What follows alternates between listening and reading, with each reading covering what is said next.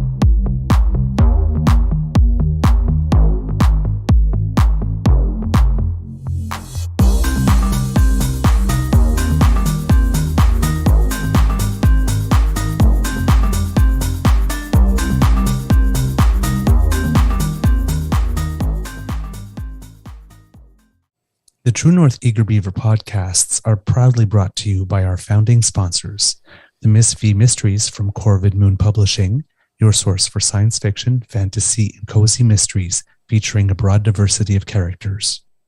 CanadianTarot.com, your uniquely Canadian online eclectic tarot community and forum, and the Peppermaster, hot pepper sauces made from fresh farm ingredients to thrill your taste buds and expand your mind.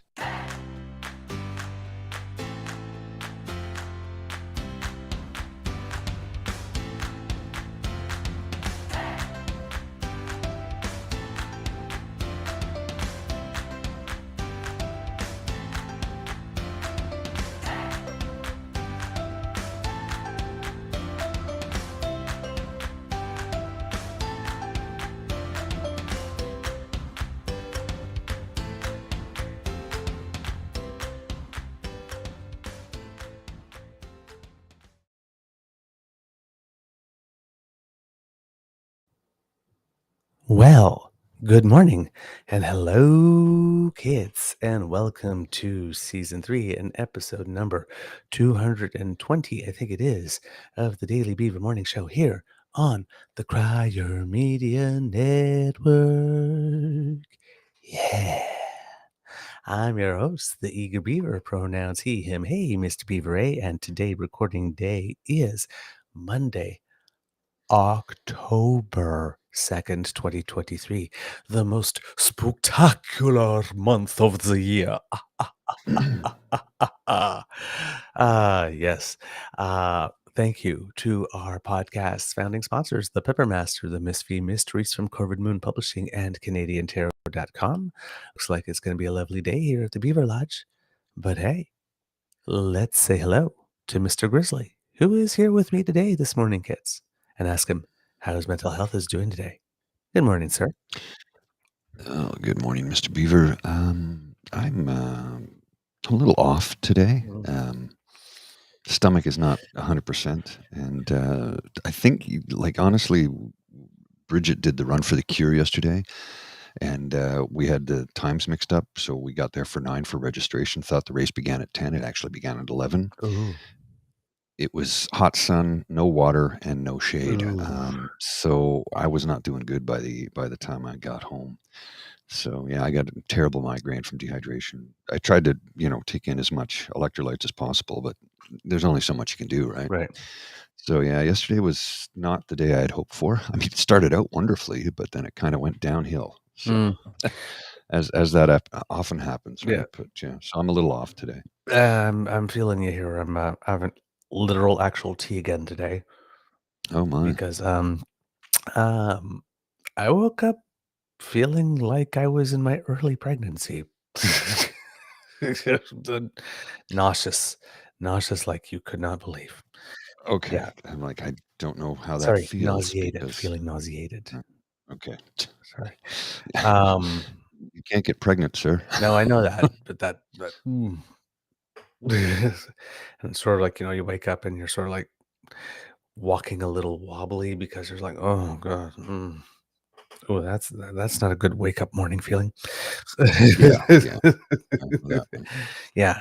So just settling my tummy a little bit with some tea. So a little less enthusiasm from the Beaver outwardly because I'm doing the dance there, but I'm very, very, very, very happy to see you kids. And since we're saying hello to Kits, well, good morning to Kit Linda M and Kit Dan and Kit Ellen. Lovely to see you. And Kit Grappling. Hey, good morning to you. Lovely to see you, Kit Kendra. Thank you for joining us. Kit Mike H, Kit Mystic Gal, Kit Jen. Hello, lovely. Kit Hugh. It's been such a long time. Kit, Kit Hugh and I visited this weekend, so we had some quality time, which was really nice. He finally got to meet the Beaver sweetie, so it was nice. It was nice. A little food, a little campfire. So it's sharing some stories and stuff. Cool. Learned a lot. Oh boy, we have to have him on soon, actually. Okay. Yeah, Yeah. yeah. Kit Cassie, hey, how are you out there in Manitoba? And well, you want to talk about Manitoba? Um, I think we kinda We have kind of to. have to, eh? They have that election thing tomorrow, so I Yeah, think we should probably discuss a few yeah. things. All right. And remember, if you're in the Quebec City area, by-election today, Châtellerault area, today's voting day, right? Oh, Yep, okay. yep. But yes, over the weekend, been National Day for Truth and Reconciliation.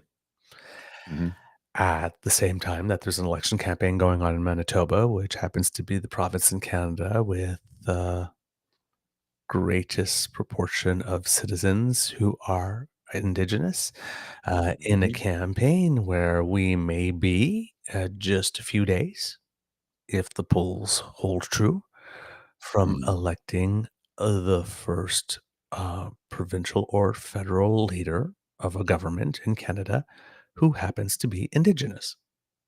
mhm. The, This could it, happen. The likelihood is very high. it would be a very big moment. The appointment of a female justice minister who happened to be Indigenous with Jody Mhm, Wilson-Raybould was historical. mhm, mhm. An Indigenous governor general is definitely historical. Mary Simon, yes. Well, I mean, especially when you consider the juxtaposition of Jody Wilson-Raybould not wanting to take the cabinet position with Mhm, regard to Indigenous affairs because she's been fighting against the Indian Act all her life versus another Indigenous person, Inuit this time, actually mhm, taking on the role of representative of the time queen, mhm. but the head of state. Right. Two different narratives, right? One Mhm, working within the system, one working without the system, right? And both are needed when you want pressure. You need some people working outside the system. You need some people working inside. Uh, but this would be big historically. I Um, agree. so he's doing the happy warrior thing as the campaign is closing. Interestingly enough, Heather Stephenson, it seems, according to the CBC, has not made a public appearance the entire weekend. Um, She did do something for National Day for Truth and Reconciliation with some empty platitudes. I say yes. empty platitudes because she went on about how we must work every day to help right the wrongs. I'm like, lady, Yeah. But go to the landfill. other than the statement, right? No public appearances. Um, hasn't made an announcement in Winnipeg in the last 10 days and hasn't fielded reporters' questions live in about a week. Tell me your campaign's not going well. Hmm. Right? So that's the undercurrent of a National Day for Truth and Reconciliation in Manitoba. Um, Mr. Kinew gave a speech yesterday, which is, near the end and, rallying people. And of course, he's going in with the happy warrior and he's got the lead. So, Hmm. there's energy in the speech, and optimism in the speech, and good mood in the room that reflects that.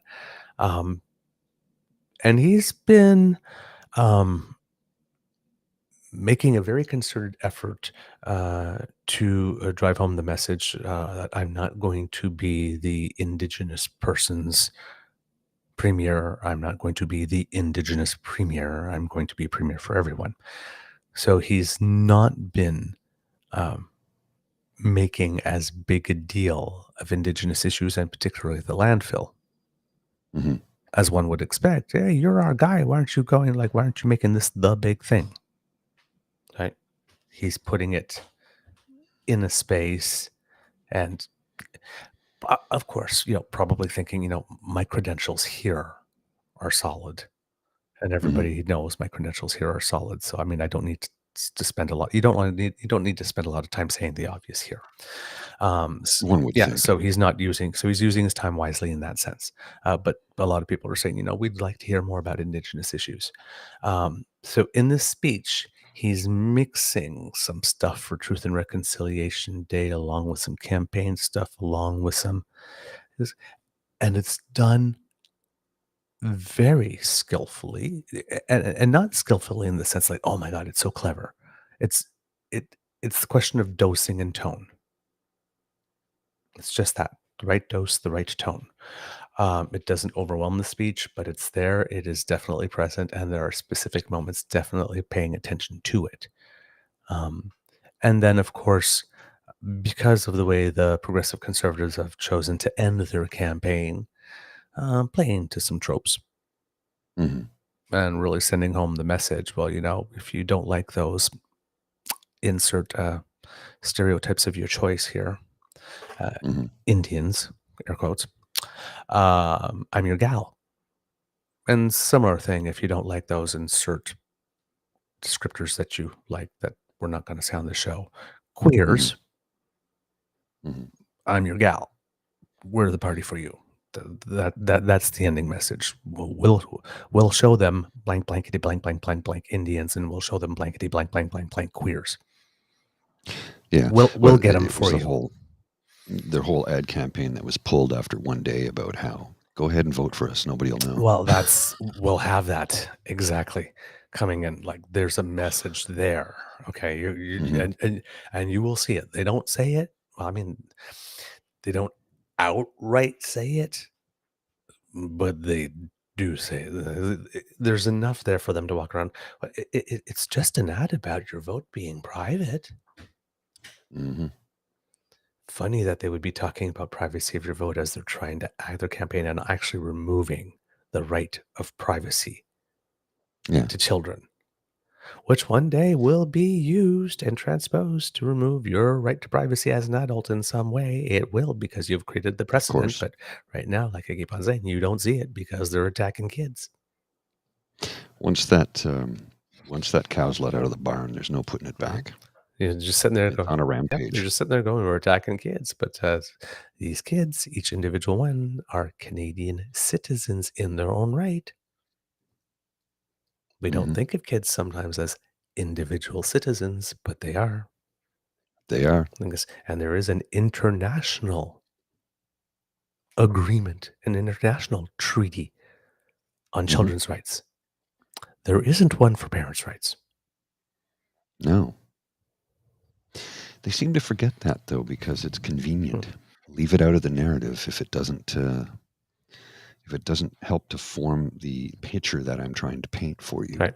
We'll just leave that out. Like We'll this. just leave it out. It's not There are important. It's not rights that come with legal guardianship, which as a parent you have, which also come with obligations, like, for example, having to provide the necessities of life, important. Hmm. right? Rights and Those are obligations that obligations. come with legal guardianship, because Hmm. foster parents, they're not parents, Hmm. but they have legal guardianship. Hmm. They have the exact same rights as parents do over the kids that are in their care because of legal guardianship, not because of genetics. Hmm. The genetics establish the legal guardianship, but that's what it is. It's legal guardianship rights. and obligations. Right? There are no parental rights, but there are internationally recognized children's rights. And they're protected under the Canadian Charter of Rights and Freedoms as well. Exactly. So she's campaigning on that, and she's campaigning on definitely anti-Indigenous sentiment. So let's look at the first few minutes. We're going to take some clips from Mr. Kinew's speech because it's just really, really good. It's really good. It's well worth a listen, even if you're not in Manitoba. Like I posted it to the True North Eager Beaver Twitter feed. It's worth a listen. All right. Okay. So Well, let's here we go.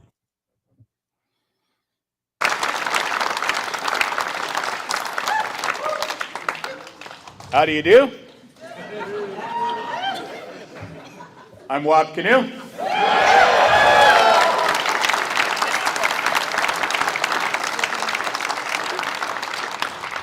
Two more days.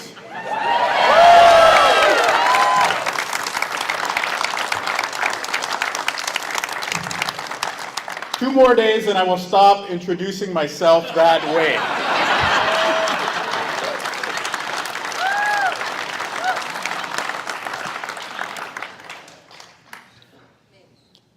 Till the next election. Thank you all so much for being here today.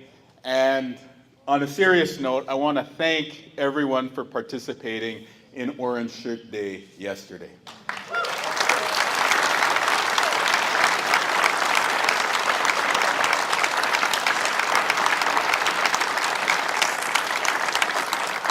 Our team was there in full force, but I know that you as Manitobans were there in full force at Orange Shirt Day. And it's a really important day to honor survivors, to honor the parents left behind, and to honor the children who never came home. I was there on stage with our team yesterday at the arena, looking out at a sea of thousands and thousands of people wearing orange shirts. And I thought to myself, there's no way my dad ever could have imagined this when he was a little boy in the St. Mary's Indian Residential School. He told me so much about what he experienced, and I'll spare you the details, except for one.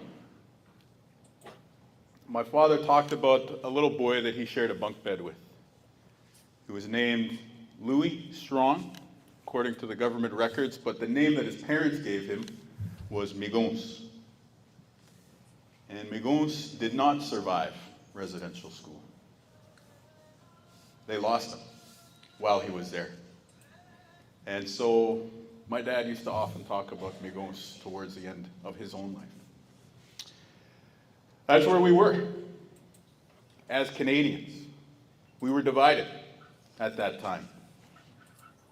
Separate lives, separate institutions, separate hospitals. Today, we understand that that sort of division was a mistake. And so I encourage you to think of the children like Migon. He mattered. And that's why we say every child matters.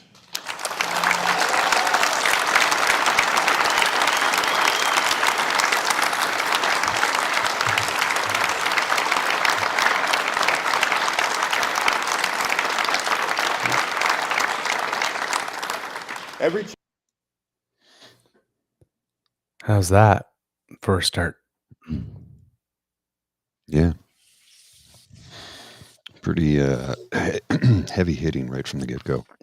And it hits different coming from him, doesn't it? Yeah, it does. Yeah, absolutely. Yeah. Then the next clip that we have for you from that speech is Mr. Kinew starts to address what we talked about on Friday's show about the type of advertising and the type of campaign that the Manitoba Progressive Conservatives have led against him personally. Whenever you're ready, Mr. Grizzly, if it's set up. Mm-hmm.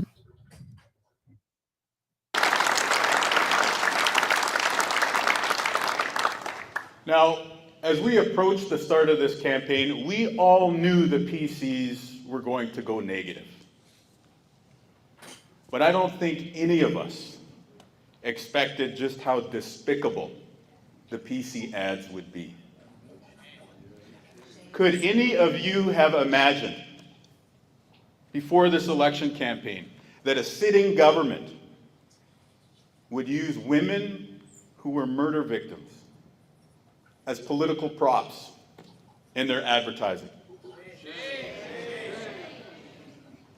Could any of you have imagined that Heather Stephenson, just a few months after attending the Pride Parade, would use children as a political wedge?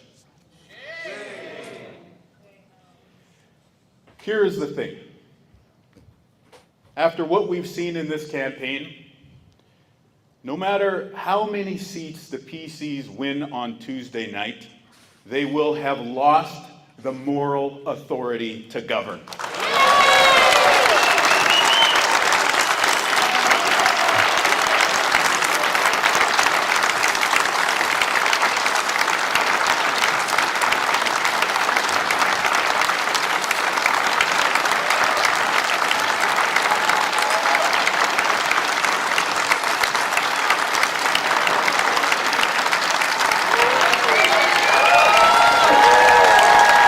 I think we all know that we can do better than that. I think we all know that we can do better than that here in Manitoba. Well, he's not wrong. He's not wrong, is it? No. And Not again, at all. well delivered. Again, not angry, not attacking, not just plain matter of fact truth telling. Now, I talked about the ads on Friday, but since you're here, we can show them. So let's see the first of the two print ads that they took a full page ad in the Winnipeg Free Press following the debate. This is it. The Stand Firm. Yep. And kids, remember those words, stand firm, for something we'll be showing you in a couple of minutes. Second, did I lose the screen? I did. Just give me a sec here. All right. There it is. That should show up now. Yeah, here we are. Took me a second to get it together. All right. This is the one I was talking about. This was their ad. Mm-hmm. There are 4 things, right? Stronger parental rights because parents know best, bigger paychecks this year and every year, tackling violent crime will get worse under Wab Kinew. Gee, why will violent crime get worse under Wab Kinew specifically? Maybe because, he has a criminal record or something he did when he was a kid. Bigger paychecks this and every year. I'm surprised they didn't say powerful paychecks. Stronger parental rights. I mean, they're basically copying Skippy's shtick here, except for Skippy's not saying much on parental rights for some reason. Obi Khan used to be a CFL player, by the way. Oh, yes, that's true. That's true. But Played for the Ottawa Renegades. Yeah. But up here, up top, Stand top firm. right-hand corner. So after you see stand firm, the place where your eye immediately goes on a page, top right-hand corner, right under the leader, Heather Stephenson. What does it say? For health and safety reasons, the answer on the landfill dig just has to be no. Why is that? Right. Seriously. Yep. Now let's look at the second ad. So you can see the right up there. It's like, if you don't like those Indigenous people, I'm your gal. Like this. Crime will go up under Wab Kinew. Ooh, that was the other one. That one was particularly, the first one was bad enough. This one's horrible. Yes. So they're basically playing cards. There's like 8 of them. Don't gamble. Haha. On the NDP. You will be dealt a very bad hand. And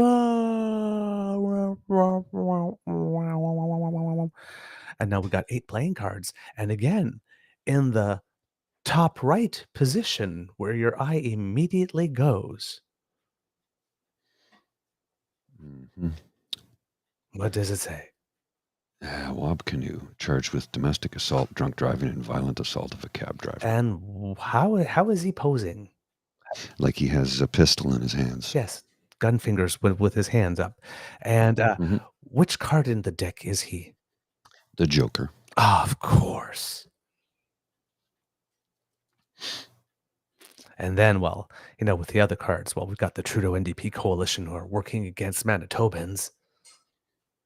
Where do they even come up with that? It's not a coalition.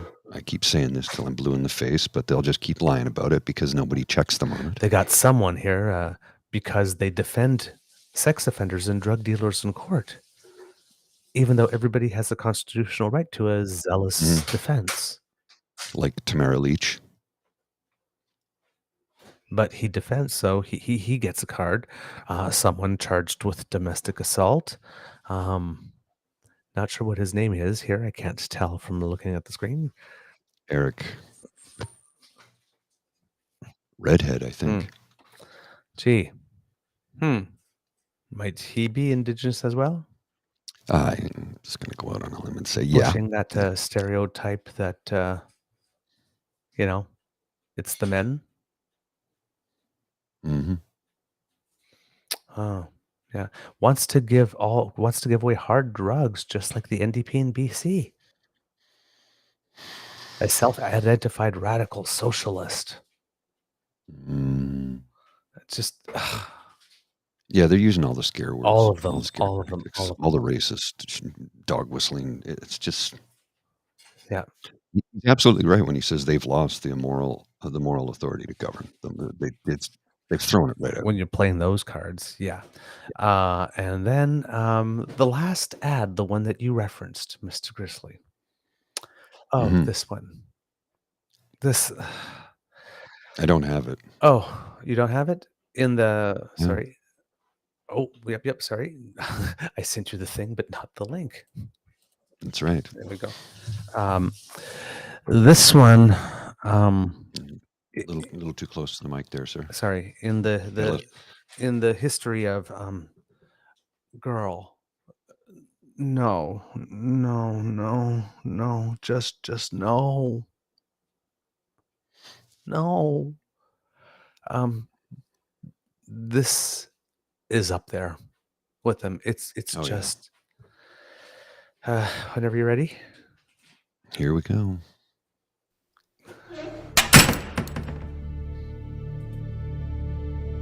You're in the voting booth alone, with a personal decision to make that is yours and yours alone. So stand firm and vote how you feel, not how others say you should. Because during an election, it's okay to disagree on issues without the fear of being judged. So vote like no one is watching, because no one is. Wow.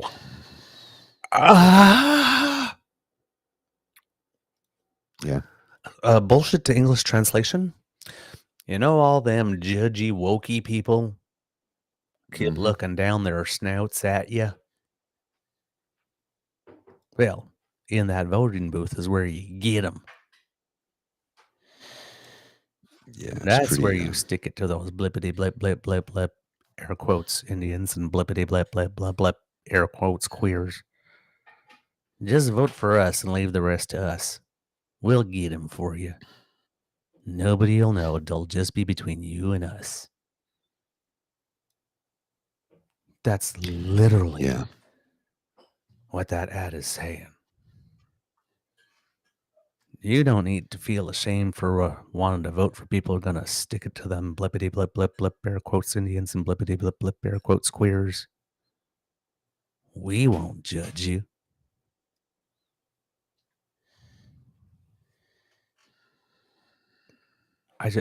Apparently the ad was up like for minutes and it was pulled.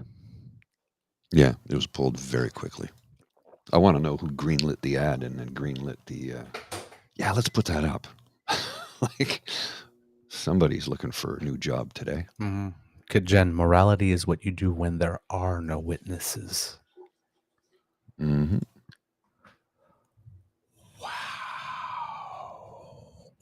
That is. Yeah. Linda M., in other words, be the racist bigot you want to be. Go to the voting. Don't go to the voting booth to vote for the future. Don't go to the voting booth to participate in this case, a provincial project. Don't go to the voting booth in order to cast your vote for something positive. Go to the voting booth so we can get them. Basically is what it says. You don't need to feel ashamed. Well, and here's a tweet from our friend Charles Adler. To my Manitoba PC friends, there are much worse things in life than losing an election. Losing your honor is one of them. Yeah, they didn't lose their honor; they threw it away. They burned it to the. They poured 2 gallons of gasoline on, threw a match, and walked away. Hey guys, we won't be needing this anymore. Yeah, basically. I am. Wow. Do you still have a Mr. Canoes thing up? Yeah, I do. Accessible. All right. Yeah. Bring it up to 1334 when you have the chance there. He tells another story in it. And part of me wants to let it run through to the end because it's sort of big finish. But when we get to about 1630, Mr. Grizzly, we'll give it a little stop there because I want to have a moment for that story to hit, to sink in. Here we go. In earnest. This happened at the end of July, the start of August.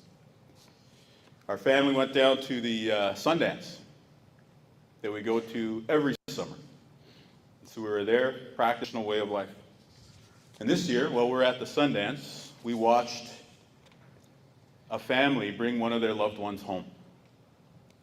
They brought home a young child who had died in a boarding school.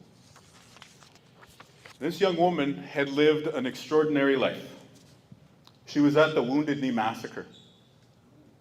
And from there, she was taken to the Carlisle Indian Industrial School, where she passed away about a year later. And so what we witnessed this summer was her descendants, 7 generations later, bringing her home. And the American military had sent a tombstone in her honor. Beautiful white marble, the kind you see at the Arlington National Cemetery. On one side, inscribed the government name, Dora, daughter of Brave Bull, in English. But on the other side was inscribed the name that her parents gave to her, Ta Chanupawi. It's a Lakota name. It means her pipe, her sacred pipe. Ta Chanupawi. Over the 4 days of the Sundance, we watched this family pay tribute to her. They asked me and a few other guys to carry the tombstone into the circle. And the second I put my hand on it, I was just overcome with emotion. Everything about my dad, Miguns, his bunkmate, what it was like for him to lose his friend, what it was like for us to lose our dad. It all came flooding together, forward in one moment. It was very emotional. So we brought the tombstone into the sacred circle, and over the 4 days of that ceremony, this family paid tribute to it. The next day, they brought in sacred food, buffalo, choke cherries. The next day after that, they sang sacred songs from the Native American church. And then on the day after that, they brought in a beautiful beaded cradle board, and they put a photo that they had of her where the head should be. And it was really something to see. They prayed for her. They cried for her. They grieved for her. This child who had been taken from their family. This child who was their ancestor. For 140 years, these grandmothers maintained a silent vigil. For 140 years, they never forgot who this girl was. They remembered exactly where she fit into their family tree, and they remembered her name. I am extraordinarily proud to be part of a community that would never leave somebody behind. And that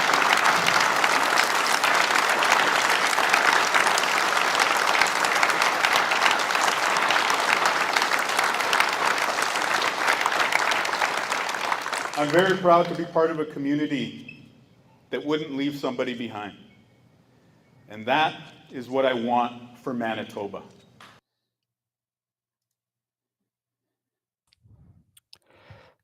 Whew.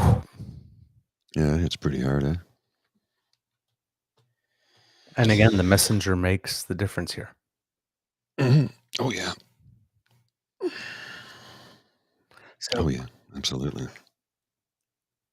through the telling of stories, 2 of them so far in this speech, in about 19 minutes or so, and referring to behavior from the other party that is less than honorable, without anger, without exaggeration, right? Like we've seen recently, like this, oh, he met him in the office with the prime minister. No, they didn't meet at all. No anger, no exaggeration. You're not feeling gleeful sticking of knives. Look at how they're bad people. Huh? They're like we always told you they would be. You know, it's not. There's none of that gleeful little smarm thing, right? Just telling it. He's just telling it. Mm-hmm. Perfect countertone to the the Manitoba Progressive Conservatives are doing. That's the perfect countertone. Agreed. Calm, relaxed. Confident, coming from a place of positivity, said with No an gnashing of intent to teeth. make things better. No gnashing of teeth, yeah. All of it. And then the rest of it is just, he just goes from there and builds. Let's play a little bit more, Mr. Grizzly. Just a second. I want this to be a province where we don't leave anyone behind. And that is what this campaign is about. That is what the Manitoba NDP is about. And that is what is on the ballot this Tuesday, October the 3rd.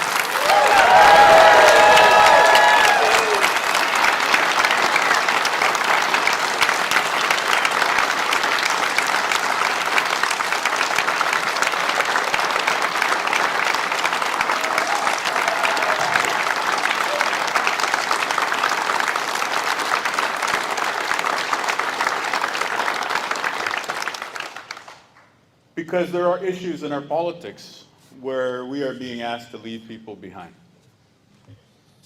And it's not what you think. I want us to be a province where we don't leave anyone behind. So that when they tell you in rural Manitoba that your community is going to lose your health care, when the bureaucrats tell you that it's not feasible to have health care in your community, I will not accept that. I will fight for health care in rural Manitoba.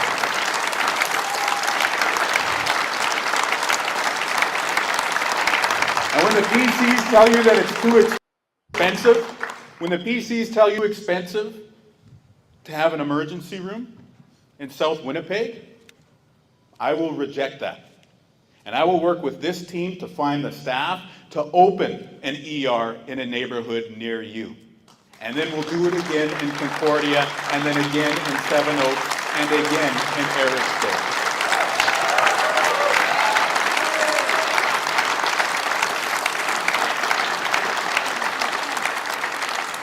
And yes, the Manitoba NDP government will search the landfill for the same reason that we will bring a meal program into schools, for the same reason that we will fix home care, for the same reason that we will cut the gas tax, for the same reason that we will fight climate change, because this is a team that will not leave anyone behind.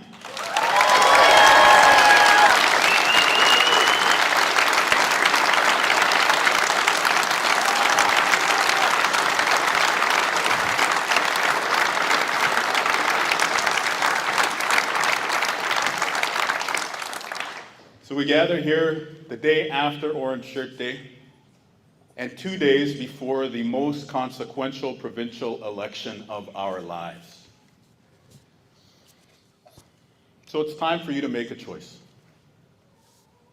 Heather Stephenson and the PCs wanted you to believe that I could not overcome my past as an individual. But the real poison of the PC campaign is that they want you to believe that we cannot overcome our past as a province and as a country.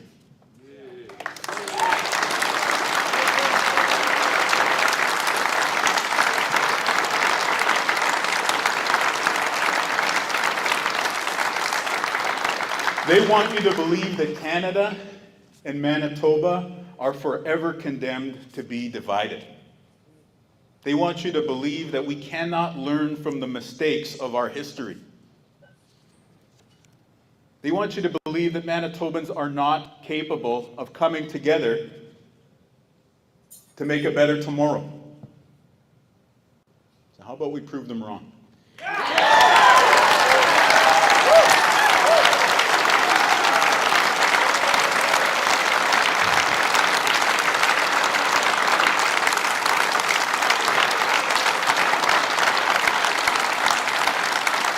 Let's prove them wrong and reject this view of a divided Manitoba. Because the PC view of Manitoba, it doesn't just demean the people in the ads that are being attacked. It demeans all of us. Because it assumes that we as Manitobans don't know better. And so it's time to reject that. And after the day that we experienced yesterday, wherein I watched seniors in River Heights who grew up next to the Assiniboia Residential School put on orange shirts, I know that better is possible.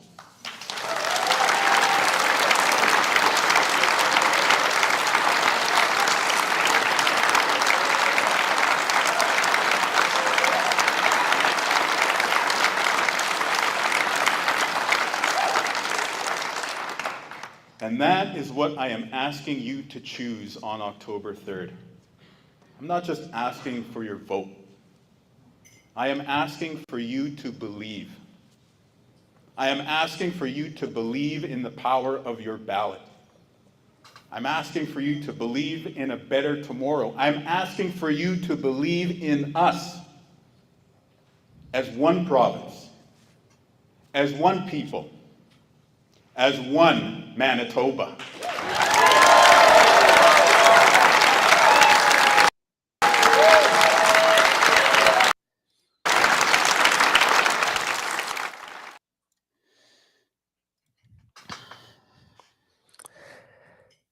Just from the minute 16, just bring it home. Bring it home. Bring it from minute 13, sorry. Bring it home. Bring it home.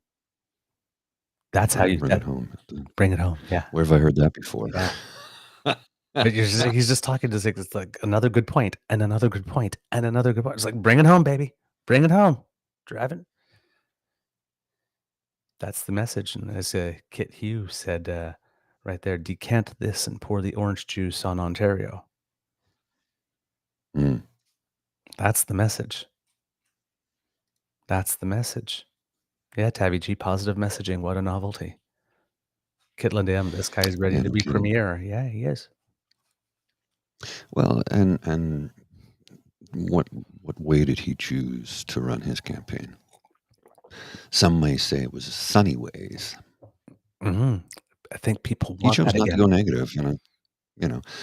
Sometimes you got to. I think that the instinctive human reaction in many people is to fight fire with fire, right?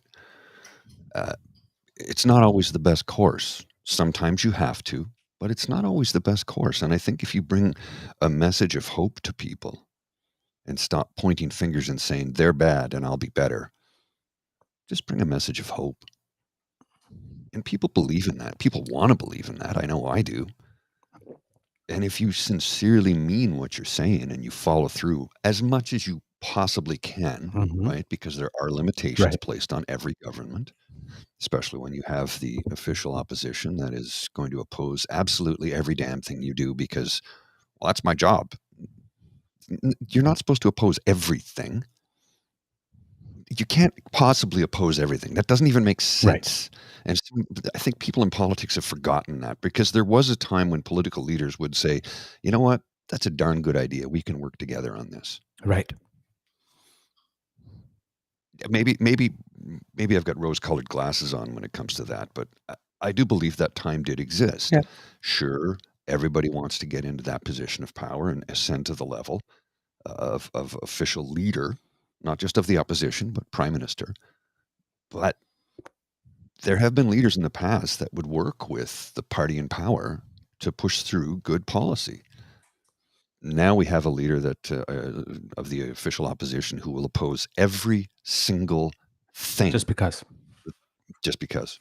Well, he's Justin Trudeau, and we have to fight against Trudeau because he's no, shut up.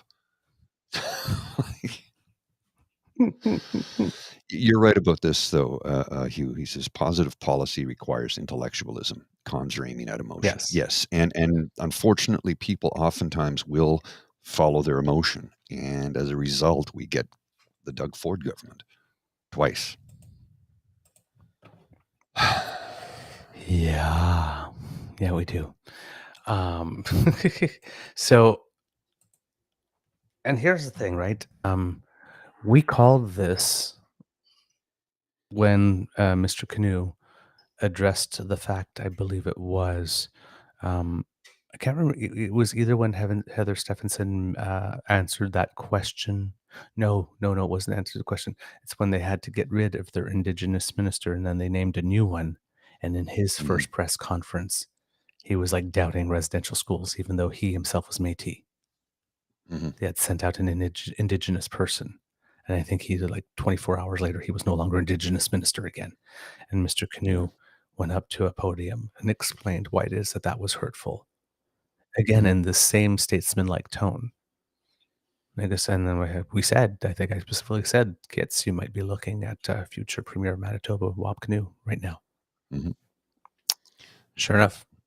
Tuesday will be the tail of the tape. Tuesday will definitely be the tail of the tape. Now, Mr. Grizzly, I know that, are we doing okay for time? Yeah. Because it's Monday, so, yeah, okay. I know you like Lisa.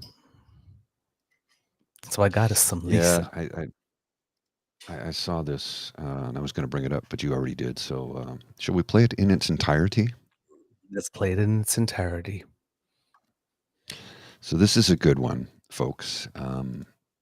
This is our friend Lisa B. I say our friend. We've reached out to her. We've not heard back from her. We want her to be our friend. We really, really want her to be our Yes. friend. Lisa, would you be our friend, please?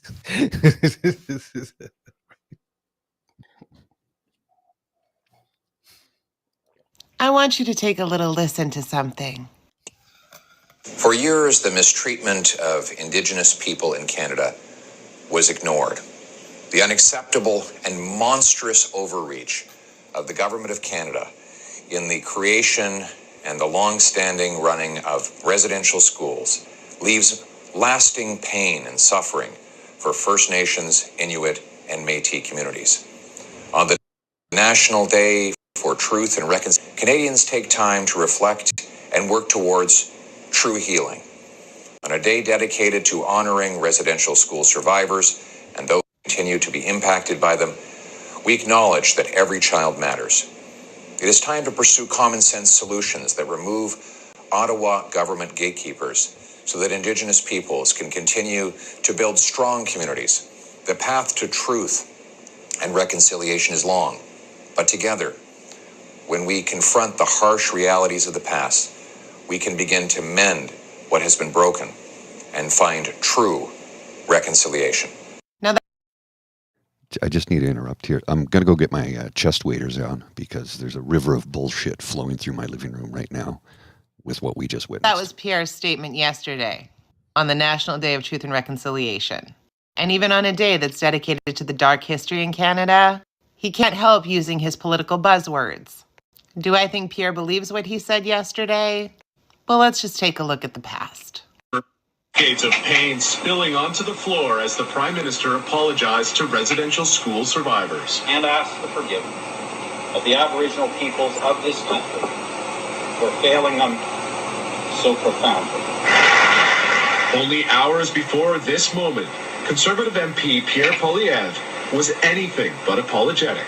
Along with this apology comes another $4 billion in compensation for those who partook in the residential schools over those years. Now, some of us are starting to ask, are we really getting value for all of this money? And is more money really going to solve the problem? We just need to clarify something. By using the term partook in, you're making it sound like they had a choice. They did not have a choice. And in terms of value for your money, the trauma endured by Indigenous people who were forced into residential schools is not a commodity. The money offered by the federal government doesn't strip away the horror of the past. But let's see what else he had to say. And what surfaced in Mr. Poilievre's remarks is the old Reform Alliance racist attitude that this Conservative Party has been trying to run away from. Pierre Poilievre casts doubt on how Native leaders are using billions of dollars in federal funding. Aboriginal leaders say his remarks were a terrible mistake. He looked in the mirror and saw Canada in his own image, which is so full of stereotypes. Yesterday's apology was all about casting those aside. MPs are demanding Poilievre be demoted. Will the Prime Minister stand by his words and remove his parliamentary secretary? My words were probably a little more colorful than they should have been. I find it funny that the reaction that was made to my words when so many other politicians have done similar things, maybe it has something to do with my age. I don't know. I don't apologize. I don't know why it's a big deal. Other people are doing it. Zero accountability. Zero reflection. Because that's what Pierre Poilievre thinks. Now, that was in 2008. A long time ago, but not that long ago. And he makes no apology. See, at that time, when Pierre wasn't the leader of the party, he wasn't necessarily worried about becoming prime minister. But now, Pierre has to try where he can say all the right things. Bring in the groups that he knows will hopefully get him elected. Does he care about those groups? Nope. No. And we see the same pattern today with the whole parental rights and save our children, using stereotypes and false rhetoric to ingratiate himself with certain communities. Does he really care about those communities? No, he does not. There's always going to be a targeted group of people. I had a conversation yesterday with somebody who said, I don't understand, why can't we just see all people the same? Why can't we just respect everybody the same? And I said to her, that is the utopian idea, except that many people and groups don't want to be the same. They want to be up here and have other people down here. Because if we're all the same, then nobody is special. Nobody gets to tell other people what to do. Nobody gets to reign over other people. And we see it time and time again with a variety of different groups. The history of Canada is wrought with racism, cultural genocide. That's how we started. And it took about 100 years to even get that recognized. But then we see it with other groups, minorities, if you will. Massive debates 20 years ago as to whether or not RCMP officers could wear a turban, because that wasn't what the RCMP looked like. We saw it in Quebec with hijabs. Could people work in the provincial government if they wore a hijab? And now with the anti-trans, anti-2S LGBTQIA+ rhetoric, it's the same thing. Because the people that want to be up here always need to have people that are down here. And so people like Poilievre and his band of merry followers always feel that people who don't look like them are a threat. And so you foster these stereotypes. You create a negative picture of those individuals to raise fear. I mean, we could go through all the stereotypes for every marginalized group. I'm sure we've heard them throughout our lifetime. And so to have Poilievre 16 years later make the speech that he did yesterday, has he changed his views? Maybe. But that Indigenous leader in the interview nailed it.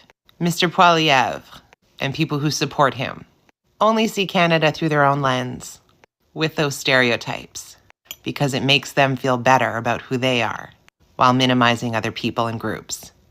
And I haven't seen any change in Pierre in 16 years. The only difference now is he has a wider audience of equally power-hungry people wanting to push others down. Remember that. That is not somebody that is fit to lead this country. Ever. Once again, Lisa hits a grand slam home run. Yep. And you will notice that in addition to the things that she pointed out, and that clip with the conservative logo over Pierre, where he's talking about his comments and doesn't understand how people could have that reaction because everybody else has done it. Notice that maybe it's because of my age. So even back then, 16 years ago, he was doing the victim thing. Oh, yeah. Ageism, look at me. And then on that day that Harper made the apology where he did that gesture with his hand, Fungua, he went to CFRA radio in Ottawa and gave that interview. Because where he complained about that $4 billion. And let's remember that $4 billion is compensation that was owed to them as a result of a settlement of a legal tort case. So Skippy's out there trying to convince Canadians that this is money that, let's say, that was redirected to Indigenous people for health and welfare and all that kind of stuff that they're blowing and that they should be getting value for money on. You don't get value for money on a legal settlement.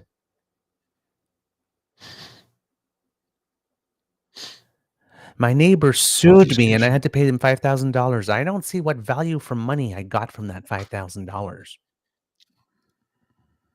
The value for money you should have got from that $5,000 is learning not to fuck over your neighbor. The value for money that we should have got from that $4 billion is learning not to screw over another population group the way that we screwed over Indigenous people. But yet we're about to use the notwithstanding clause on trans kids. So, hey, Canada, if we're still Canada 50 years from now, expect another lawsuit of several million dollars compensating now trans adults.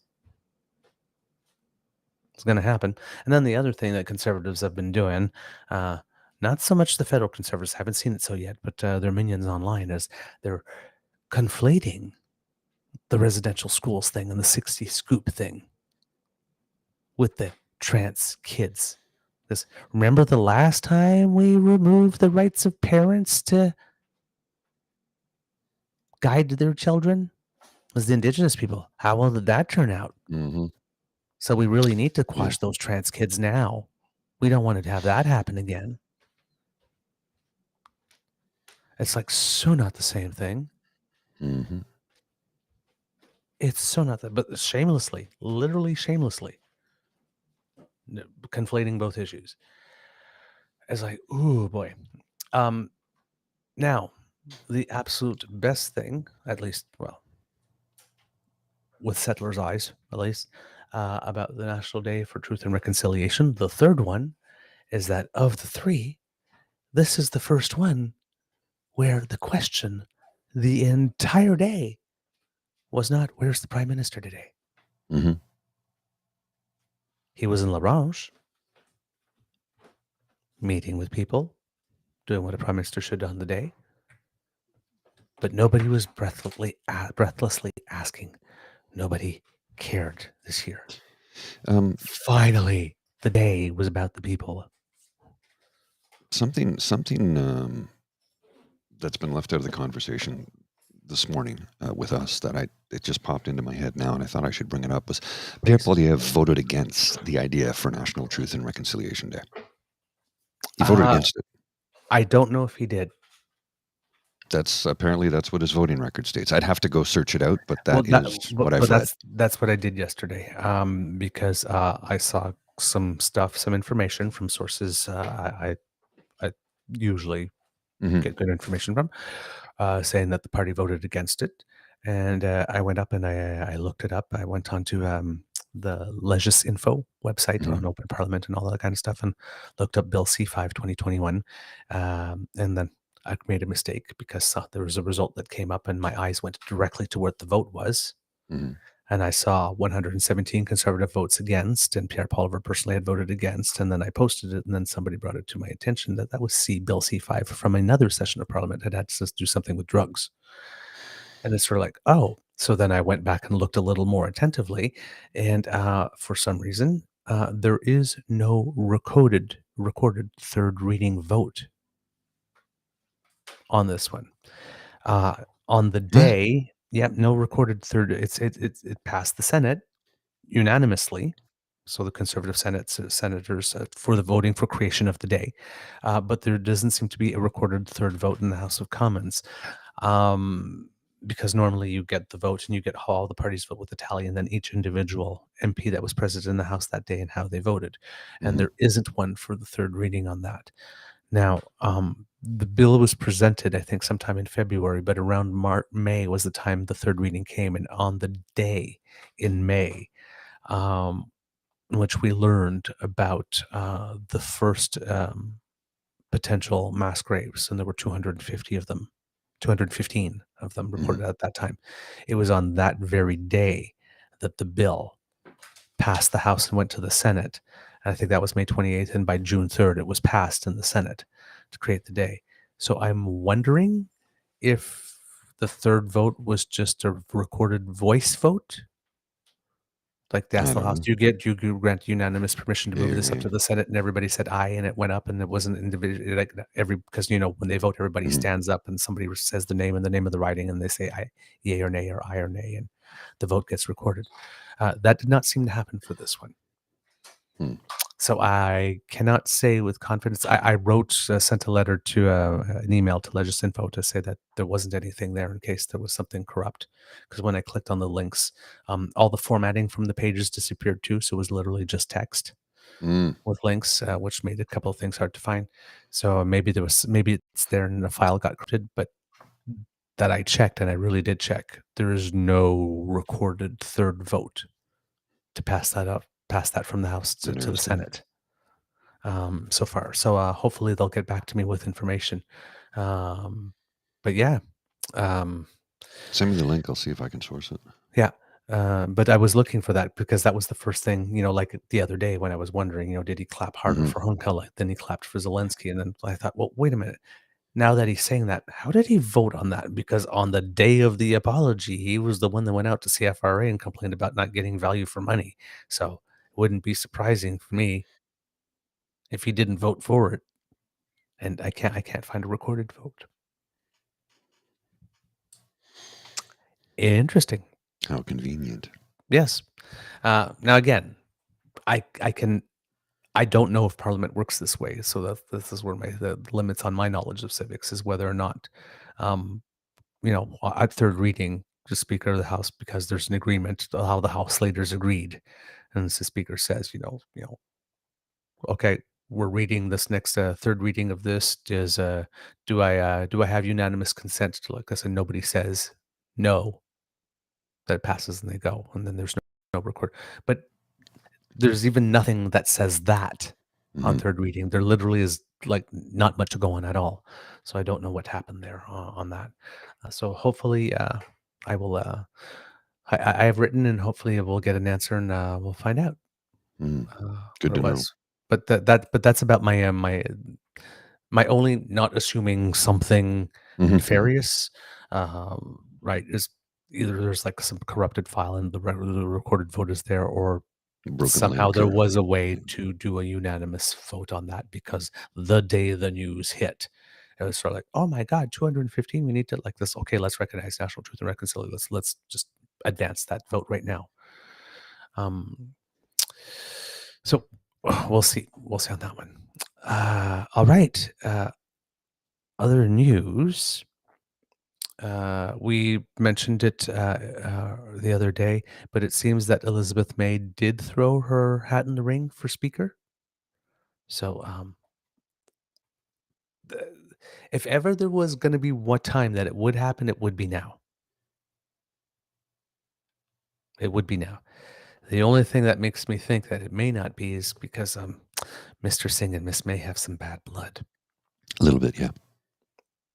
Yeah. So he might not be willing to encourage his MPs to vote that way. But yeah, if they wanted to do something out of the ordinary, they would select her. Um, the first of the Nobel prizes have been awarded, and the first prize is for physiology and medicine, and the prizes went to Catherine Carrico and Drew Weissman for their discoveries concerning nucleoside-based modifications that enabled the development of effective mRNA-based vaccines against COVID-19. That was quick. In terms of recognition from the Nobel Committee, but more prizes will be coming out this week, with, of course, the Peace Prize being the big one coming out at the end of the week.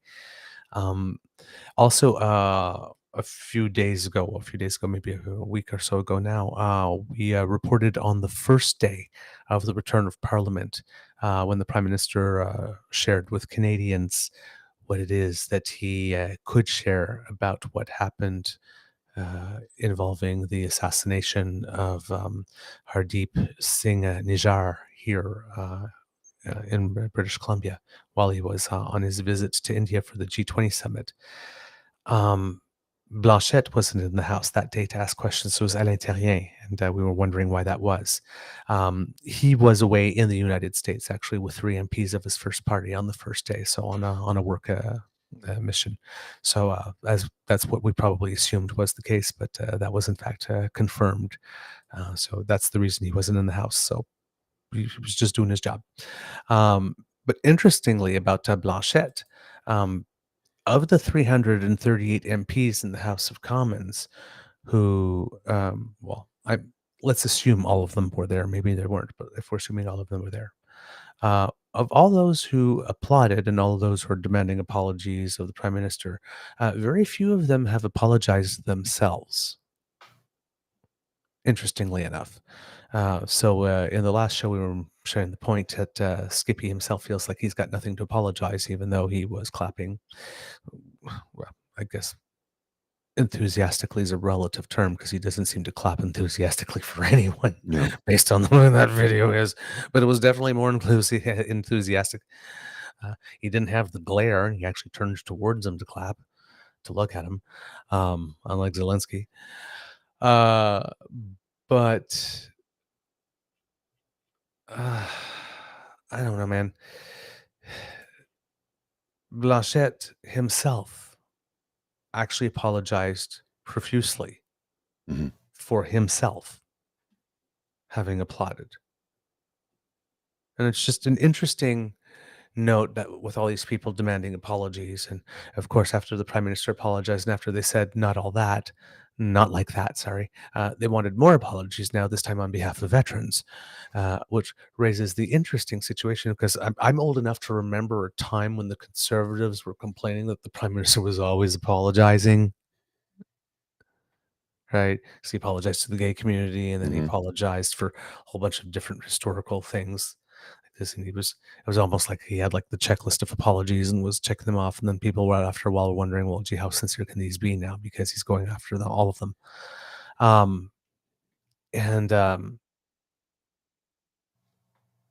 Well, this one, I mean,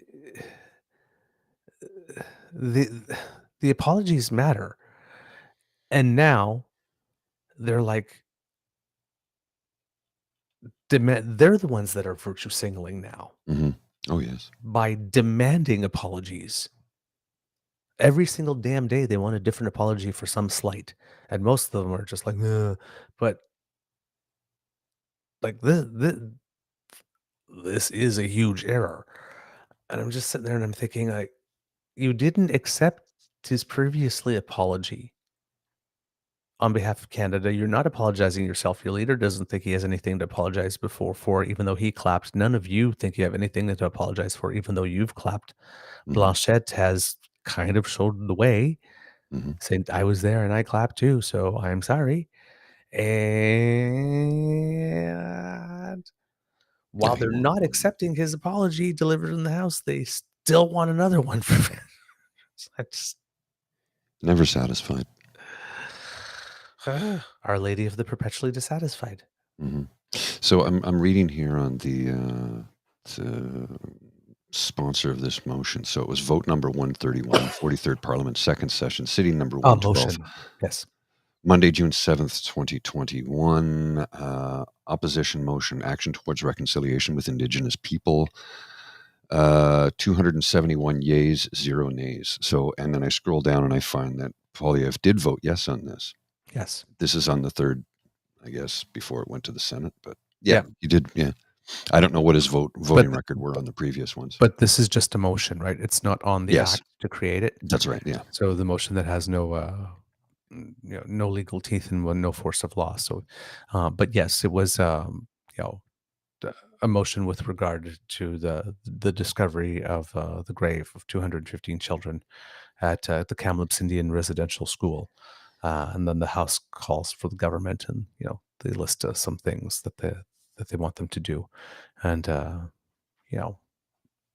everybody agreed to that. But that's about probably the last recorded vote, and that happened after the Senate had given royal assent, because I think royal assent came on June 3rd, and this is a June 7th motion.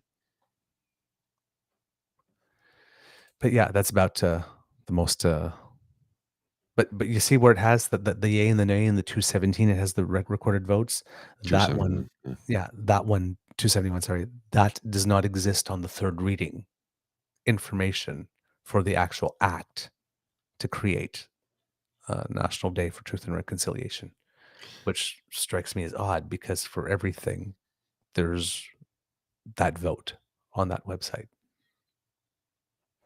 So that's why I wrote.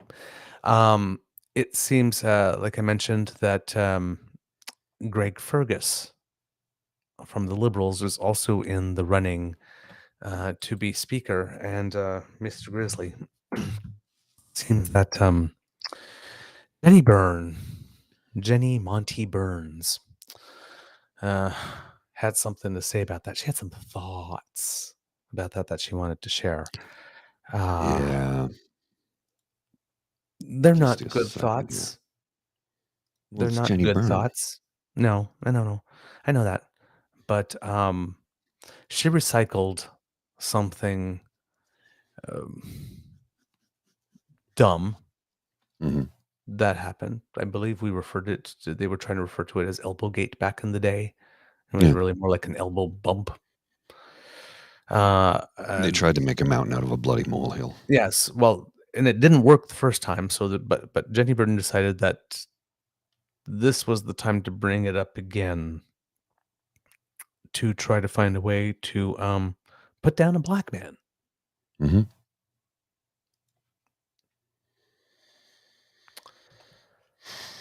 Please read it, Mr. Grizzly.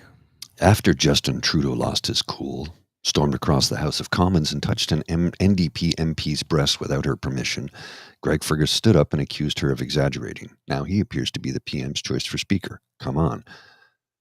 Okay. Her wording there is... come on? Her wording there is a little... Come on. Like, really, Jenny? Like, really? He didn't touch her breast. He bumped into her with his elbow. We all saw it. After Justin Trudeau lost his cool, stormed across the House of Commons and touched an NDP MP's breast without her permission. That particular phrasing, that word makes it look like angry. He crossed the floor with his hand like this, went up and went, honk, honk. It's not what happened.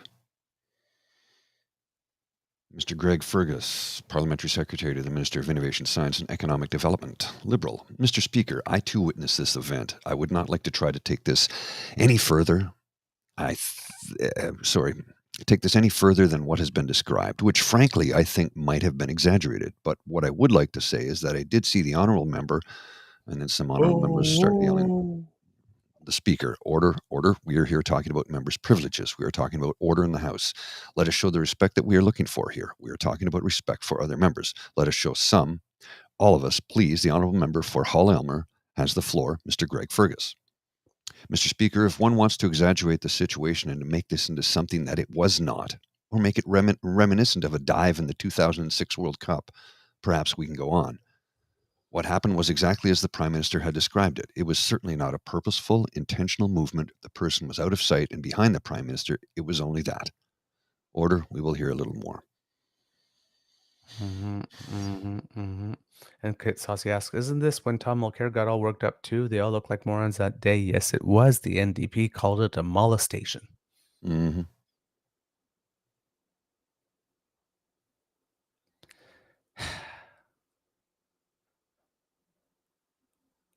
And I'm just like, let's just shoot the black man. Yeah. Let's put it this way. If that's the worst thing that Jenny Byrne can find on you, Greg Fergus has got a pretty damn good record. He might be that rare unicorn. Seriously, that's the most scandalous thing? Really? It's not even scandalous. You had to misframe it. Oh, yeah. It's just, but it's just, I don't get it. I don't get it. No. It's like, why would you want to look like that person? Why would you want to look like that person? Conservatives, I swear, man. I swear. Totally off the past subjects, but a little bit of news you can use. If you live in Ontario, at the beginning of the year, there were 16 different ailments that you could start going to a pharmacist for in order to have medications prescribed. And it seems that 89% of pharmacies in Ontario have opted into the program, providing over 400,000 assessments since the program has been in place. And it's so successful that they are adding 6 new ailments. So if you live in Ontario now and you need a prescription for a medication to treat acne, canker sores, diaper rash, yeast infections, parasitic worms, or pregnancy nausea, well, you no longer have to go to your doctor or to a clinic or make an appointment. You just go to your pharmacy with your health card, and that should be all you need in that sense. Now, Minister Jones said at the time, again, reminded their favorite line, never your credit card under your Premier Ford or under Premier Ford. That will never change. But they also promised. This enriches. Sorry? Well, this enriches the largest pharmacy in the country, which has a national chain, which is owned by Galen Weston of the Loblaws Corp. They're the one who spearheaded this, which means it puts more money in their pockets, and they can also, for a fee, you can also get this. Mm-hmm. Well, I'm not sure if these ones are for a fee. No, but there's additional yes, things. There's additional things. That she exactly. said. Yes, exactly. So, so while they're promising that you can use your credit card, your OHIP card, and never your credit card under Premier Ford, like I said, he also promised he would allow the UBI pilot to run through and never touch the green belt. So we know what a Ford promise is worth. Nothing. But while all this is going on, there are other recent changes by the provinces that have allowed pharmacists to administer select injections and inhalation treatments, such as insulin or B12 shots or osteoporosis treatments, for a quote-unquote professional fee. So there you go. So they're not, it's not a lie, but it's not exactly true either. Because you can get these services at your doctor's office with just your health card. But it does reduce traffic for those types of services that can be administered elsewhere. And here's the thing, I'm kind of here we're talking not about split on this. But this is the thing, because when pharmacists dispense drugs, there's a fee. Yes. So they're not writing the fee to write the prescriptions, which is fine. That's just your OHIP card. But to administer, And I do believe Mhm. sometimes if you go to the doctor's office that the prescription's free, but there's certain things that they will administer, like, for example, travel injections and stuff like that, that come with a fee. Mhm. Yes. Right. For certain people, if you want the HPV vaccine, if you're outside of the age group, then there's the fee, right? Or maybe Right. shot or something. So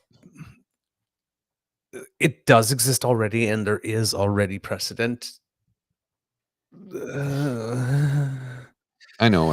It's complex, right? Because Yeah. there's parts of me that thinks this is good. If like I have rosacea and eczema, and I have to get very specific products Right. for my rosacea, I actually have ivermectin, believe it or Yep. not.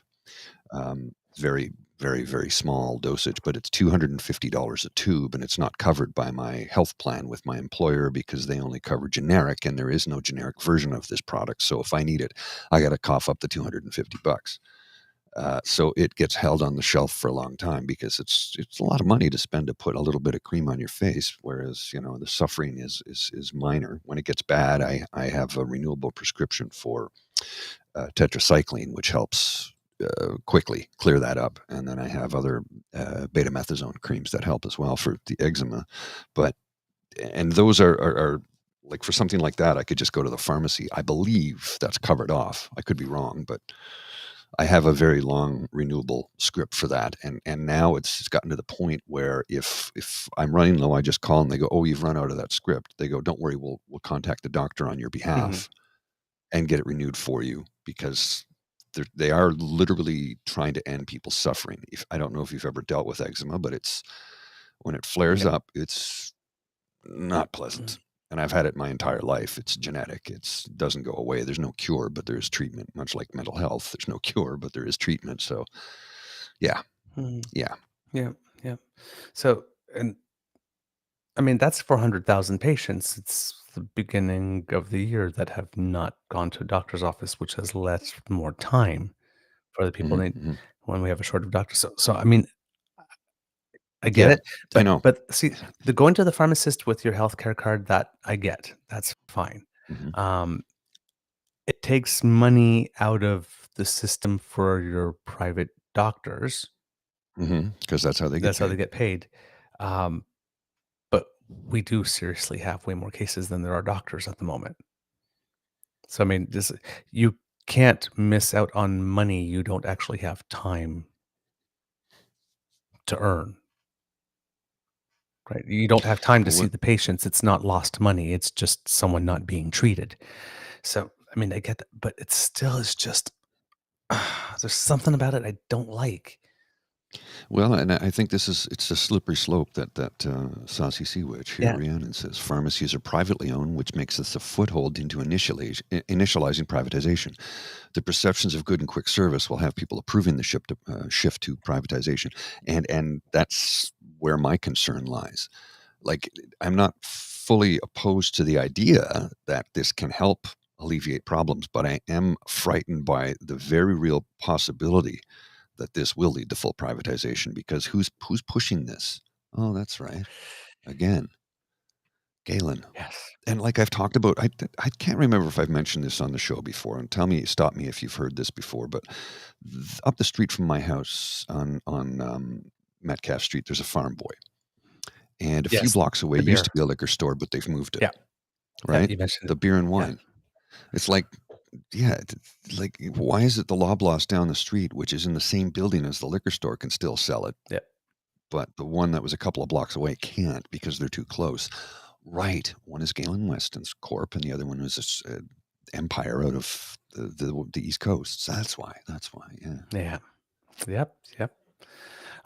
Back to I mean, I'm not making an no, accusation. no. I'm just pointing out the simple facts. The facts. That's it. These are It, facts, undeniable truths. it's one of those devils in the details thing. Oh, that sounds really great. And Yes. then until there are exclusionary zones and exclusivity zones, and hmm okay, okay, yeah, But it's only exclusive for one party and yes. not the Now other. I can, So. but these are things like I can understand. For example, you can't have a liquor store or marijuana shop within X number of feet of an elementary school or a high school.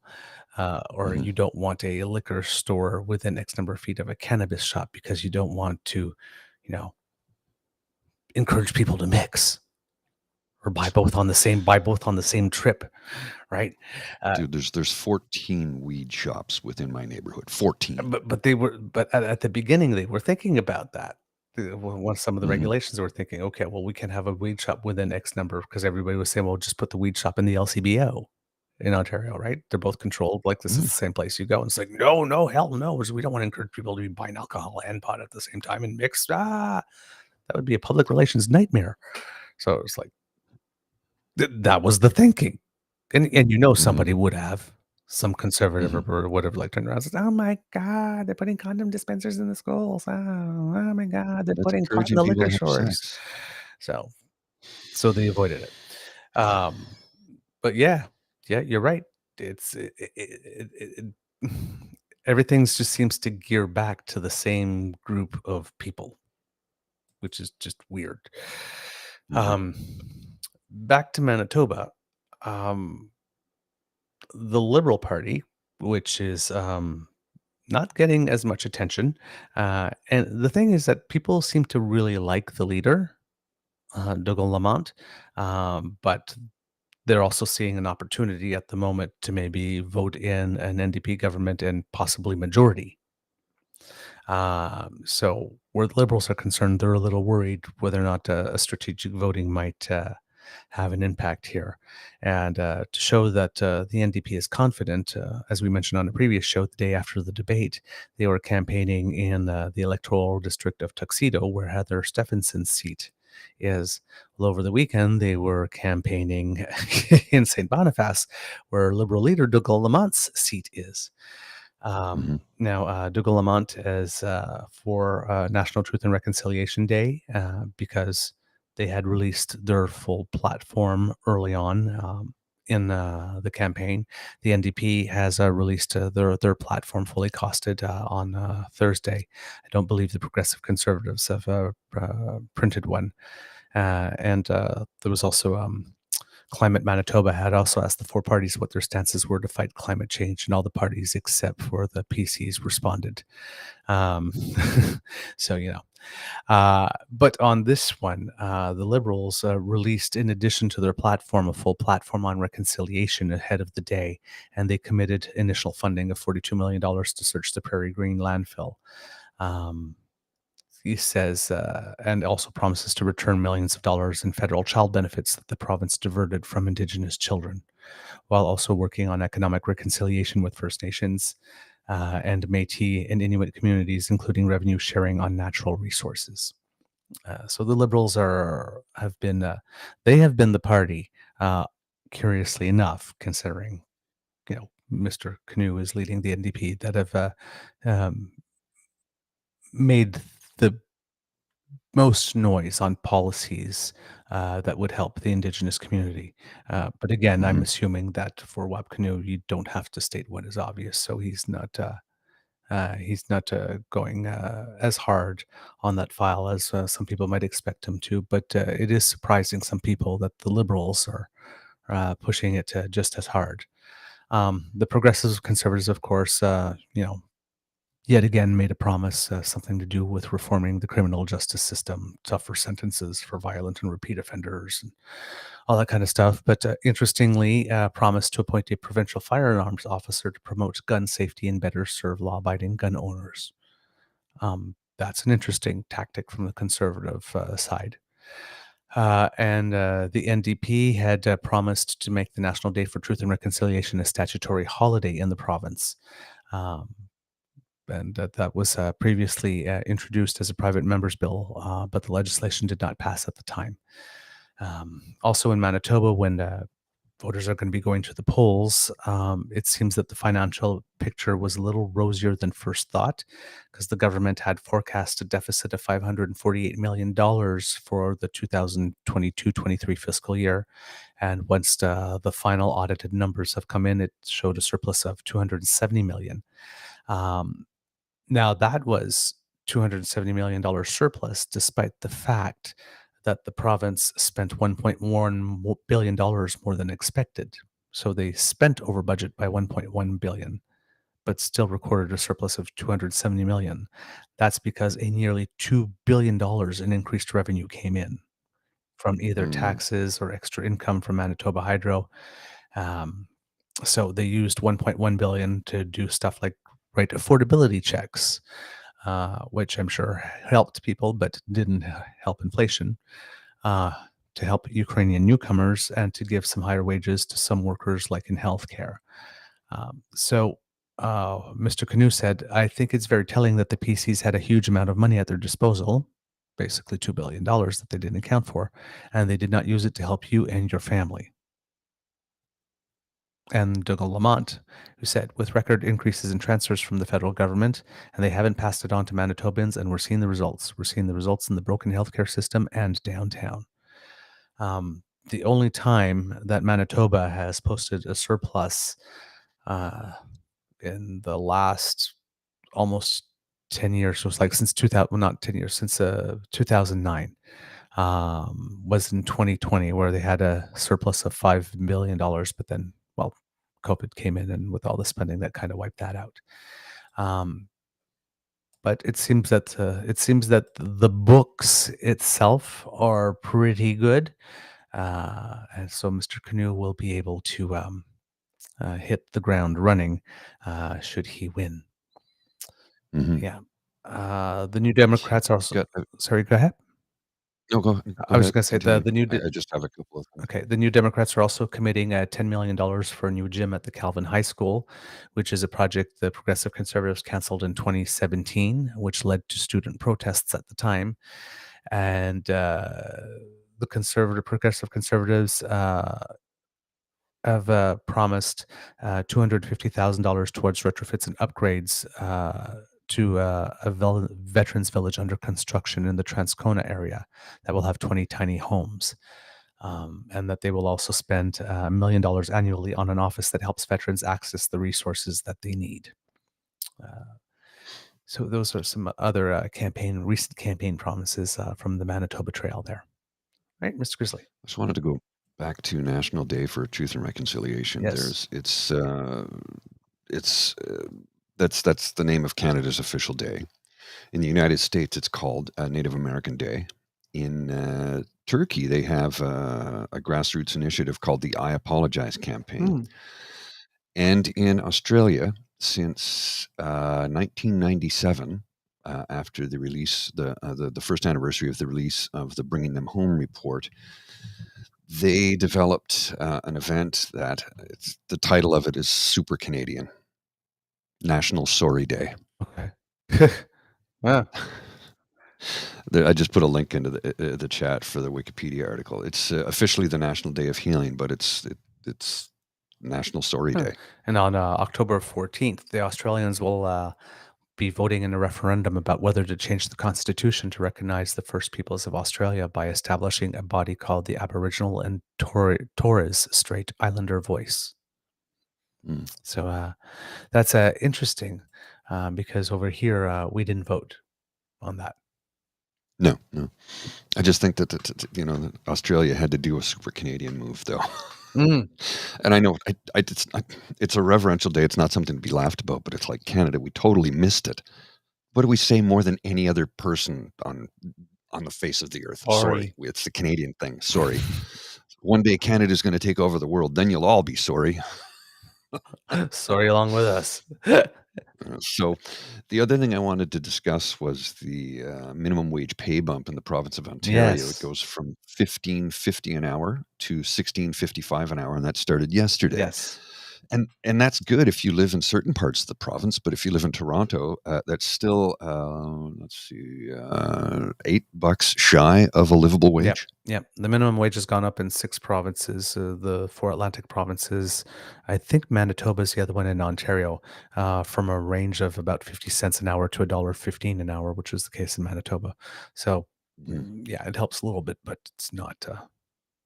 Yeah, like I said, it's certain parts of the province. It's going to be great. Like if you live in, in southern Ontario, from basically along Lake Ontario, but the closer you get to Toronto, the higher the cost of living. But I mean, in say Belleville or Kingston or Cataraqui or Gananoque, Gananoque for people who live in that part of the country, um, that might be helpful to you. But in Ottawa or Toronto, the GTA for that matter, it's great. It's an extra buck an hour, but it's not going to do much to actually improve your quality of life.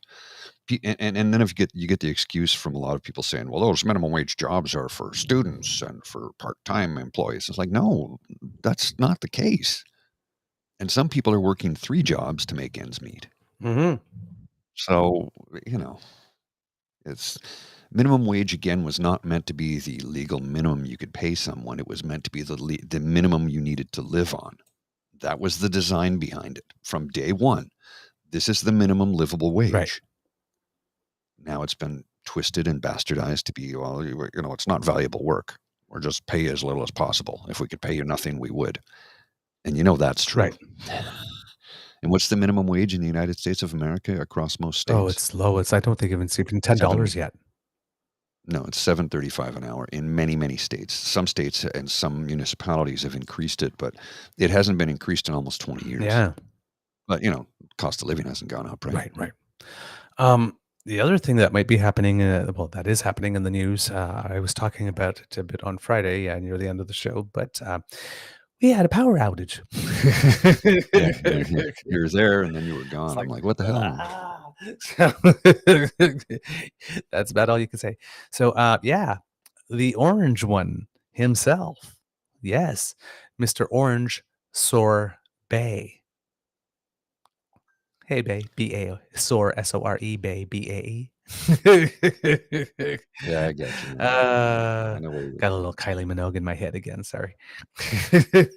Her new song "Tension" is really it's just stuck in my head, and she's got one line that says that she's cool like sorbet, bay. In it. So anyway, he is in court today, October 2nd, in his New York civil trial, the $250 million New York civil trial, filed by Attorney General Tish James. And there was an interesting development because the judge delivered a summary judgment before the weekend in the case of the trial. Quote, in the defendant's world, rent-regulated apartments are worth the same as unregulated apartments. Restricted land is worth the same as unrestricted land, and restrictions can evaporate into thin air. A disclaimer by one party casting responsibility on another party exonerates the other party's lies. And then the judge kept on like this and basically called this a fantasy world in which Trump was indeed liable for fraud. So summary judgment is that, you did this stuff and you are guilty, so that the trial that we're starting on the 2nd is actually not to decide whether or not you're guilty of doing these things. I've actually already determined that. We're just going to argue and on compensation and sanctions. You're guilty. Yes. Pay yes, up. basically. Now, the fun thing about this is that it seems that some of his business certificates got yanked, which Yes, in the state of New York. kind of makes it, virtually impossible for him to function in the state. And so, he's locked out of Trump Tower. basically, it's the way that Bo of the Fifth Column calls it. It's basically an imposition of the corporate death penalty. Mhm. So the Trump Organization, the main one, all of its trusts and all of its associated limited liability corporations, all of them are affected. Mhm. He might end up losing the flagship company totally. And in the process, the judge also determined that certain arguments that Trump's lawyers were making were a little frivolous and sanctioned them financially. A little bit. Oops. Not much, about $7,500, maybe a day's paid for each of them, or days billable hours. But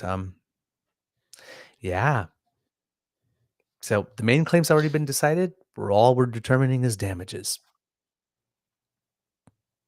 It's only a matter of time before he's in an orange jumpsuit. I like that. Now he's been doing like really crazy things, of course, like suggesting that General Milley, who was the chief of the Joint Staff, should be executed somehow for treason that he did while Trump was. Yeah. Anyway, I'm just, dude. You know you're laying the groundwork for your own when you make statements like that. Like this, that's not smart whatsoever. And in his Georgia case, people kept on saying, there were 19 people charged, but Fannie Willis, by the time she gets to court, there will not be 19. Well, she's down to 16 now. Two of them have had their cases severed, and they're going to their cases are going to start on the 23rd. That's I believe Kenneth Chesbrough and Jenna Ellis, I believe. No, not Jenna Ellis. The other, the Kraken lady. This is the Kraken lady, Sydney Powell, I believe. And the judge did not allow them to sever their cases from each other, so they're both going to be tried at the same time. So that left 17, and then number 16 is, or one down, that makes it to 16, is bail bondsman Scott Hall. He's just outright pleading guilty. So the Crown prosecutors are recommending, it's the United States, wrong country, 5 years probation for him. But he was involved in the part of the scandal that had to do with breaching the voting machines, bringing them to Coffee County, or going to Coffee County and trying to breach the voting machines, which is probably one of the more egregious elements of the plot. So yeah, he's about to sing like a canary.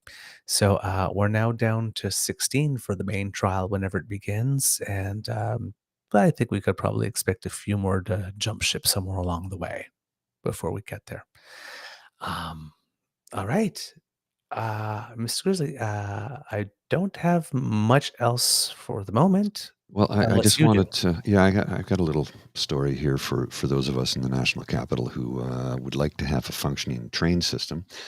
Yes, The please. Trillium line won't be launched until at least April 2024. It was supposed to open last summer, 2022. It's been shut down for a few years while they upgrade and make repairs and some changes and improvements. But yeah, it's 2 years, almost a full 2 years behind schedule. Awesome, way to go. And the problem with it is that was the largest means of transportation for Carleton U students who do not live on campus. Right. And now, well, they're kind of still taking the bus, which is never great. I mean, yeah, it works, but it's not exactly the speediest method. Whereas when you took the train, it was boom, there you are, no traffic to be concerned about. You just get on the train and it went. No cars, no traffic, no intersections, no accidents, nothing like that to deal with. Yeah. Well, the Eglinton Crosstown is a whole other kettle of fish. I believe that thing's been under construction since about 1902, according. It's been, I think, 12 years they're going on now trying to get that thing operational, and it's still not going to open for a little while. So, yeah. Before we go, Mr. Grizzly, I have one more thing because it was National Day for Truth and Reconciliation, and we've mentioned this story a couple of times about the Nisga'a Memorial Totem Pole, which had been stolen from their land by then explorer Marius Barbeau and sold to a Scottish museum who had it on display, and it's being reclaimed. Well, we reported that it got back to the territory, and yesterday there was a big celebration and feast. So from Global News, we have a little story on that for you. Yeah, it's literally 3 lines. Oh, but the video. Sorry. There's no video here. There's no video? With this link, there's no video. No. I would have played the video, but it says now playing, but there's no video. Oh. So I don't know what happened to it. Okay, I'll try. I'm trying to bring it up. You have but there's a black screen that comes up? No, it's because I have an ad blocker. Oh, okay. Then that would be fine. Yeah. Okay, so So they won't play it. And I'm not taking my ad blocker down. Screw them. Okay. I don't want. Yeah, no. No. You can try it from your end. Yep, I will do that in a new window over here. I just don't want to disable my ad blocker. I have it there for a reason. No, that makes total sense. All right, sorry, there's just a tiny little ad at the beginning of it that is playing, so I'll let you do that, and that's over. Okay, now I can do the share screen with you.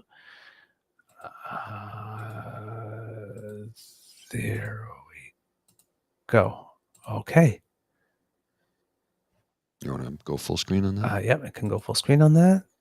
Remove the mute. All right. Are we ready? Yeah. Go Okay. ahead. No sound. No sound? No sound. Oh, all right. Arr. That's too bad. It happens. All right. It happens. We'll put it on another show. All right. Then, kits, that's the end of this episode of the Daily Beaver Morning Show here on the Crier Media Network.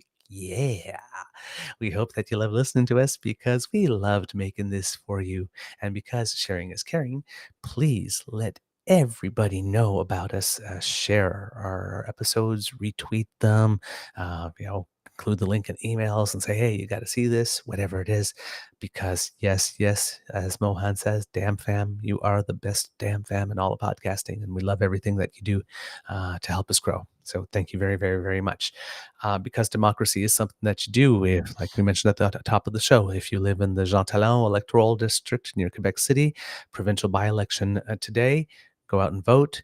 Tomorrow is voting day if you live in Manitoba. If you do not have a plan to vote yet, make one. And again, friends do not allow friends to vote alone. Democracy is something you do with other people. Or as they say in the movie Grease 2, it is better to play with the band than to play with yourself.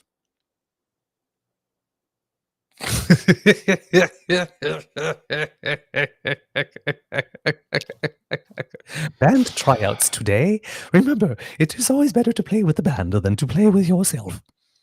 Oh, that was wrong, was it? Okay. It was Grease 2, wasn't it? Yes.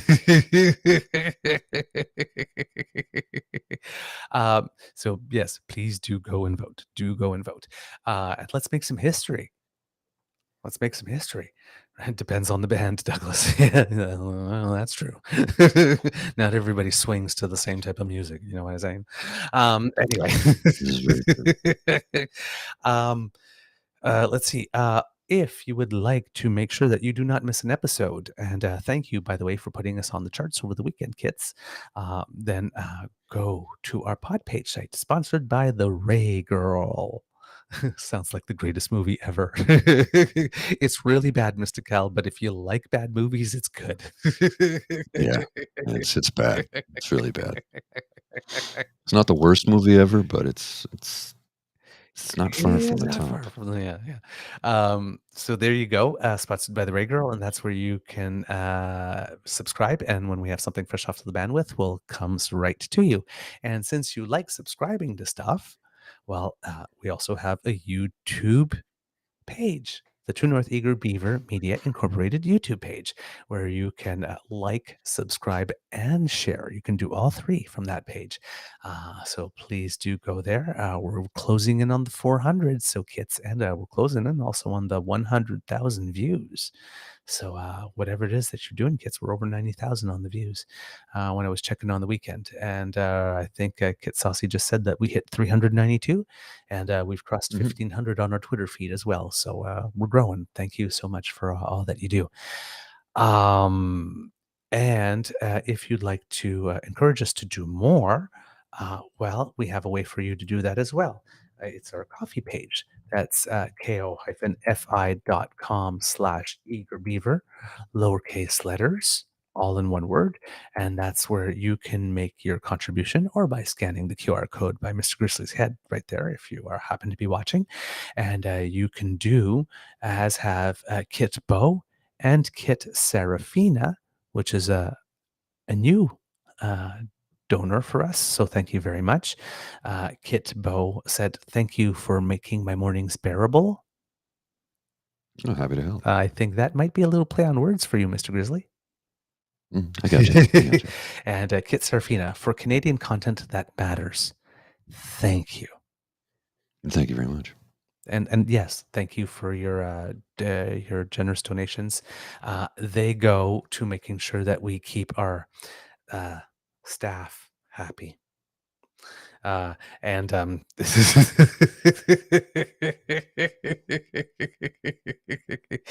and making sure that our staff that keeps on disappearing on us, Caesar and Guinness and hot chocolate and coffee, come back, or that we can replenish them.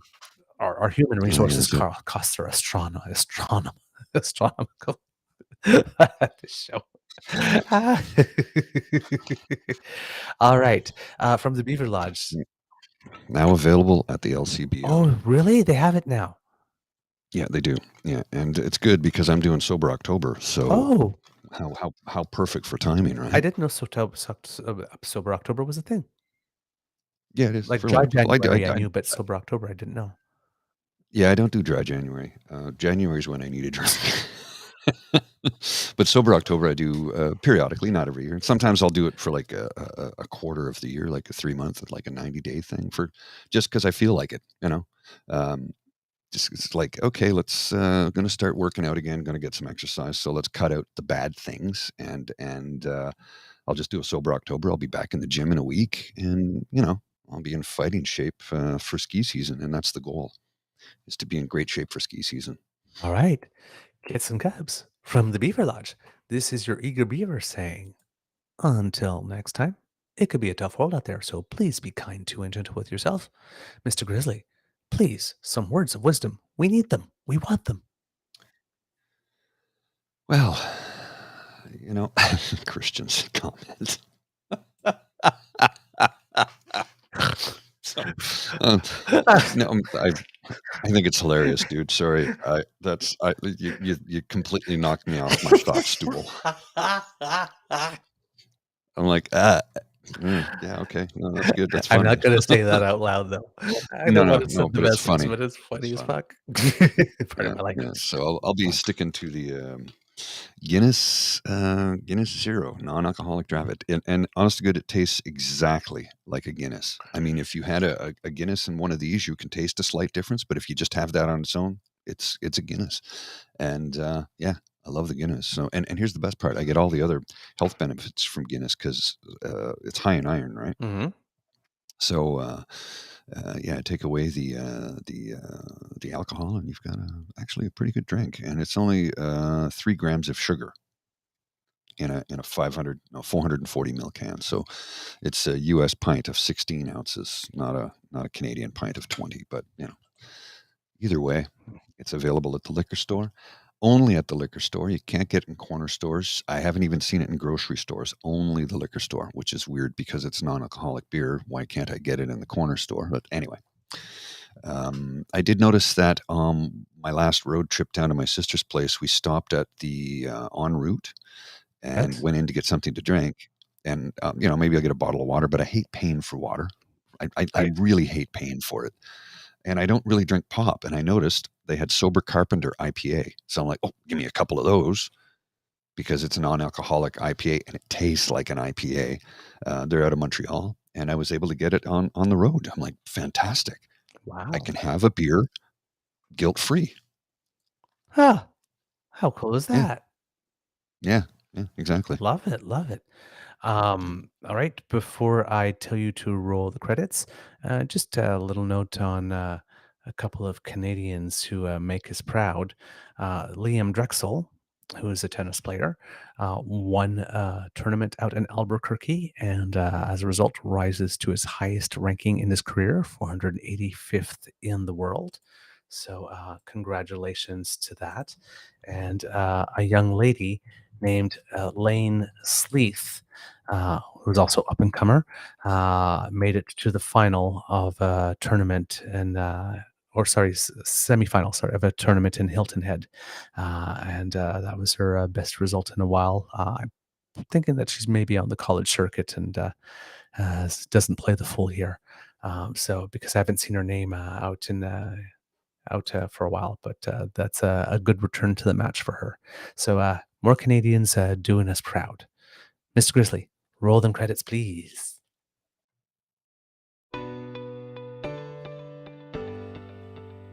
You are listening to a True North Eager Beaver Media Podcast.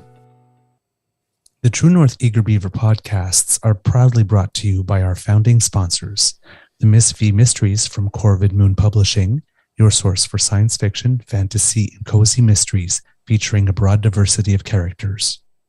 CanadianTarot.com, your uniquely Canadian online eclectic tarot community and forum, and The Peppermaster, hot pepper sauces made from fresh farm ingredients to thrill your taste buds and expand your mind.